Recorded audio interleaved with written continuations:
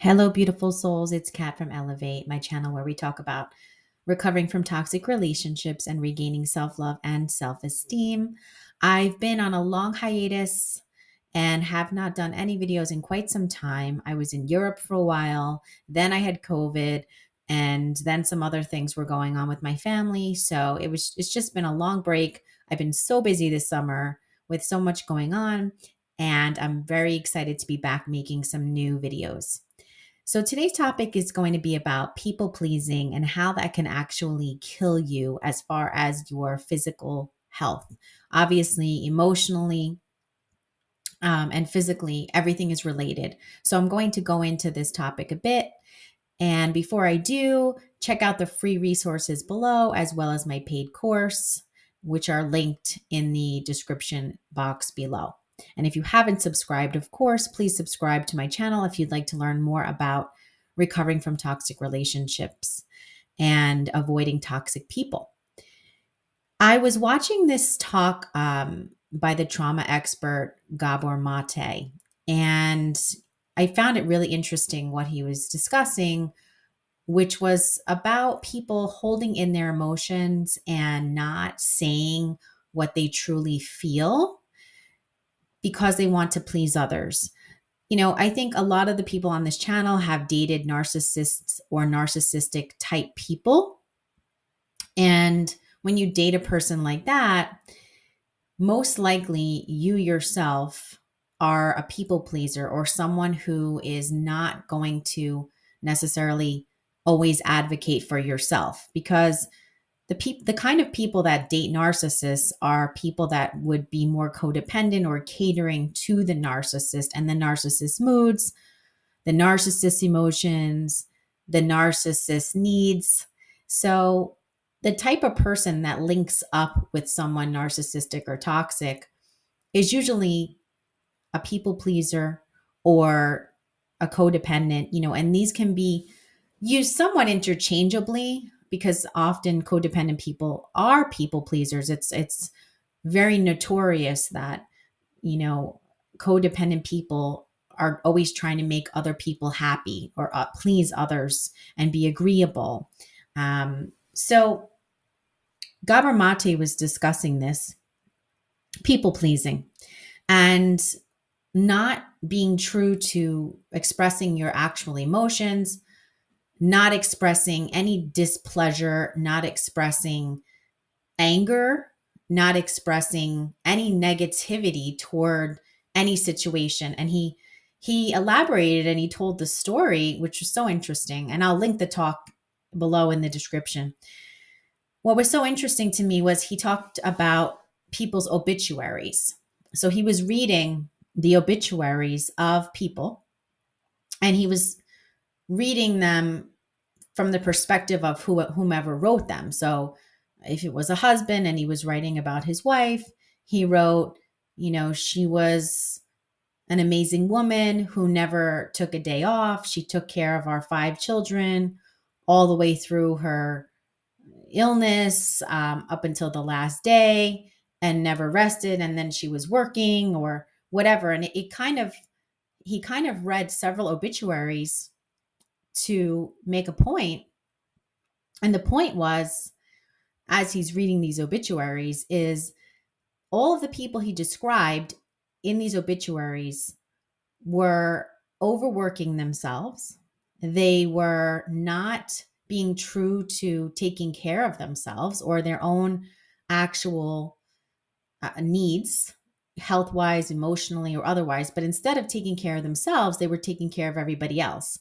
And they wound up passing away because of that reason. He mentions one man who was a doctor, I think, and that man worked like through chemotherapy or something, or all the way a few days until a few days before he passed away. He was working the entire time.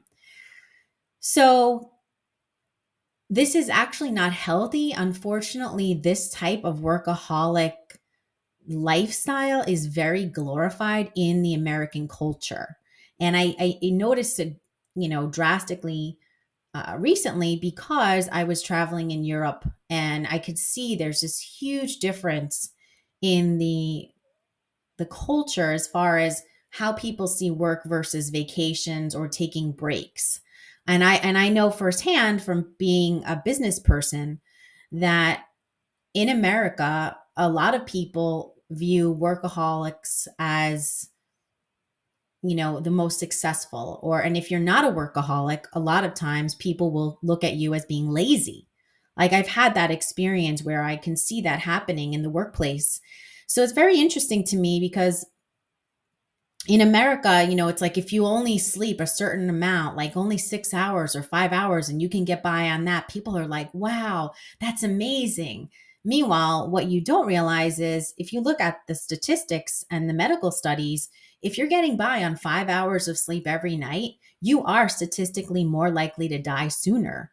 You are not doing anything good to yourself. You're actually making your health worse for the long run.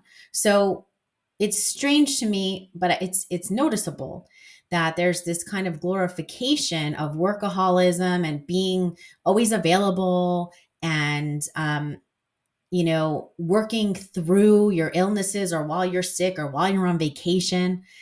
um it's sad because of that, but it's very noticeable to me in the business culture of America. Now the alternative is the European perspective, which is like, we go on vacation, and when we're on vacation, we're not reachable. Like we're on vacation, that's it. And it was funny because I saw this meme, especially right like now, like July and August, like everybody's on vacation, like especially in Italy right now. In August, everybody goes on vacation, right? So they're gone for the whole month. Like that's it. They're out. They're no one from work is going to reach them. So it was funny. I saw this meme. I think it was on Instagram, and it was like an American worker versus an Italian worker for vacation in August. And they interview, like the boss says to the American worker, "Oh, like you're going on vacation?" And then the American worker says, "Yeah, I'm going on vacation. I'll be gone for 2 weeks, but I'll have my email, and if I need to get back to you, if it's something urgent, I'll definitely be there for you. I can email, I can text, I can phone call if you need, whatever it was." And, she was like, "And especially if it's urgent, I could definitely be there," something along those lines. And then they showed the Italian worker, and it was so different because the Italian worker says, "I'm going on vacation for August, and I'll be back with you in September. And whether it's urgent or not urgent, I don't really care, but I'll be back to you in September." And that was it. So you can see how there's this kind of like glorification to give your whole life to work in the American culture.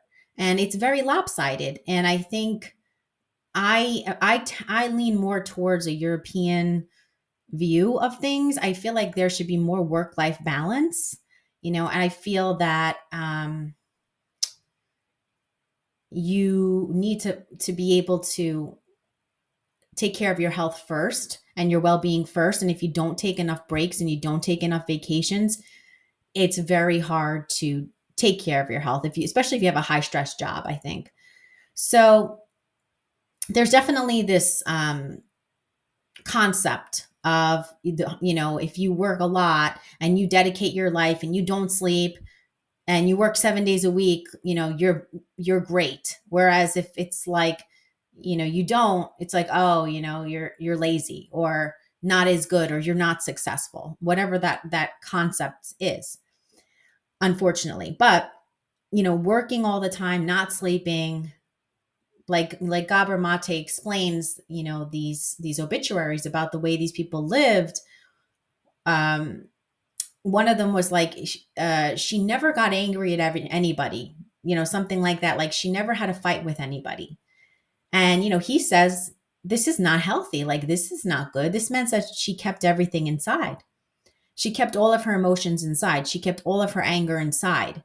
And this is the cause of disease, because emotionally, we know that everything is linked. We know that emotions and your health, your physical health, are linked. So, you can get high blood pressure, you can get illnesses, you can, develop especially chronic illnesses, which then could lead to the end of your life, and heart attacks, things like that.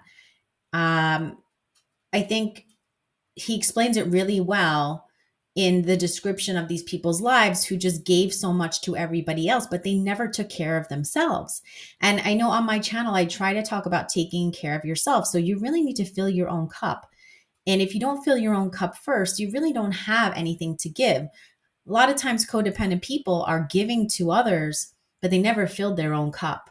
And it's a similar situation where they're being people pleasers because they're trying to keep everybody happy, but in effect, especially if you're dating a toxic person, in effect, you're just selling yourself out because you're not being authentic and you're not being true to yourself if you're not expressing your real feelings about any given situation. A lot of times we will fall into these scenarios with dating toxic people because we're walking on eggshells. And so we learn if we don't say our true feelings or express our true emotions about something, we learn, well, we can just keep the peace. We can not rock the boat. We can, make sure that everybody is happy and everybody's needs are getting met, but our needs are not getting met. So we can kind of put on this whole facade of, let me just keep how I feel to myself because it'll just be easier than actually speaking my truth, which may cause a conflict. And usually with toxic people, it will cause a conflict, right? We learn that. So people that stay small and they don't express themselves and they continue to placate, they continue to people please, they're holding everything inside. They're holding in their anger, they're holding in their true feelings about things, and suppressing and repressing all of that emotion, that negative emotion that needs to come out, hurts you in a physical as well as emotional way. So I think there are healthy ways to express emotion, and I've done some videos on this channel discussing that.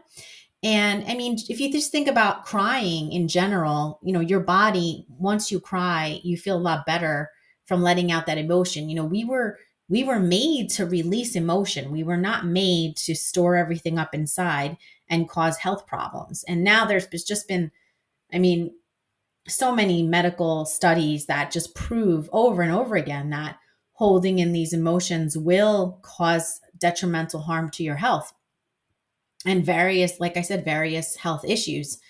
So he obviously in this talk, does describe, that we need to express anger in a way that's not damaging. Obviously, it's not saying like you should go out there and rage or whatever, but that you just can't keep everything in and just keep trying to keep everybody else happy, because then you're not taking care of yourself. You're not processing your emotions in a healthy way. So I just thought this was something to talk about as far as an issue that may pertain to a lot of you who have dated or are dating a narcissist, because you can't sell yourself out. It's going to actually not only hurt you emotionally and your soul, but it's also going to affect your health in a big way. And I know for myself, when I was going through a toxic relationship, the one that caused me to even start this channel, I feel that I did have some physical changes that my health did take a toll. It did take a toll on my health. It was really like a long-term sort of chronic toll on my health. And I think even I look different. Like if you see pictures of my face, like I look not well during that period of time versus after I had recovered and like gotten my own power back as far as emotionally felt more whole again, right? Like it's like when you're with a narcissist, you feel broken into pieces. And then later on, as you heal, you begin to feel whole again and you get back, it's almost like you get yourself back, the self that you lost. So please try to think about what's going on in your dynamics and understanding that if you're trying to please everybody else, first of all, it's probably not going to work because, when everybody can't be pleased. And some people, especially narcissistic people or toxic people, they'll never be pleased because they'll be pleased about one thing, but then they'll be upset about something else. You're never going to keep those people happy. It's just not in their nature. And you're the most important person. It's like your truth, your authenticity, being true to yourself and being honest and speaking your truth. That's like your number one goal, because if you're not honest and you're not authentic, you are going to have stress. You are going to have health issues. You are going to develop complications and trauma because you didn't let out those real feelings that you felt, and emotions are like a river. It's like you need to just feel them for a while and then they kind of dissipate and they'll go. It's not like you have to stay in it forever. And I've done videos on that as well about riding through the emotions of all of these things, any difficult emotions. But I believe people that are emotional, let's say positive and negative emotions, are normal for everybody. Just in general, humanity is meant to have both sides. It's both sides of the coin. There's a polarity there. So you're supposed to feel wonderful emotions, happy emotions, and also sad and depressed and angry emotions.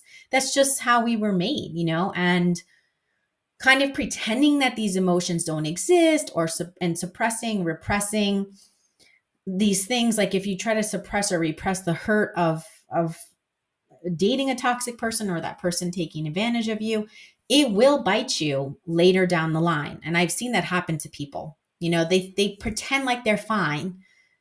They trick themselves into believing they're fine. And then later on down the line, unfortunately, it catches up with them. So I hope this video helped you today.